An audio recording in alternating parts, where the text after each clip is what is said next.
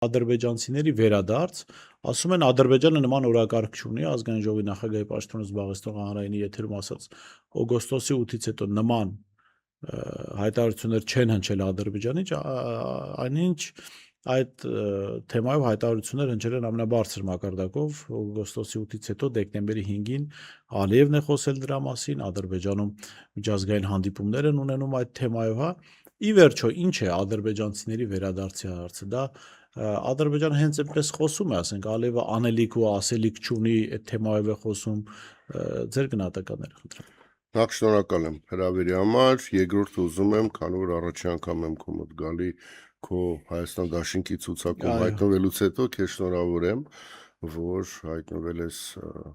ըստ իս ամենառացիոնալ եւ ամենաճիշտ ուժի ցուցակում, մաղթել քեզ հաջողություն, հույս հայտնելով, որ Հայաստան դաշինքին կհաջողվի այս անգամ ձեր ձեռքի բռնած այլ ընդդիմադիրների հետ ձերբազատվել այս իշխանությունից եւ ուրախ եմ, որ դու էլ նաեւ կարեւոր դերակատարություն ունես այս ամեն ինչում։ Վերադառնալով քո հարցին ասեմ, որ տես իրոք երկու թեզ է, առաջինը դա խաղաղությունն է, երկրորդը հերքելով հերքում են, որ 300,000 ադրբեջանցու ընդհանրապես հարց չկա, նման թեզ գոյություն չունի, դա հասկանալու համար ուղղակի հերիք է մի անգամ Google-ով ուղղակի որոնել այդ թեզի մասին նյութերը եւ մենք հասկանանք, որ Ադրբեջանում բոլոր մակարդակների վրա գնում է այդ քարոզը, գնում է արդեն մի քանի տարի, ստեղծվել է այսպես կոչված Արևմտյան Ադրբեջանի համայնք կոչեցյալը, որը նույնիսկ միջազգային ասպարեզում տարբեր հանդիպումներ է ունենում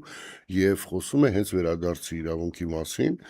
Եվ այս առումով մենք պետք է գիտակցենք, որ Ալիևի ախորժակը Հայաստանի նկատմամբ չի սահմանափակվում այդ 300,000-ով։ Թե Ալիևի եւ թե այսօրվա Թուրքիայի ղեկավարի Էրդողանի ախորժակը Հայաստանի իմաստով բաղկացած է հետեւյալ սկզբունքից. այդ տարածքը ինձ պետք է առանց հայերի։ Եվ գիտես, սա նոր սկզբունք չէ։ 100 տարուց ավել առաջ հայերին ուղղակի ոչնչացնում էին ցեղասպանության ժամանակ։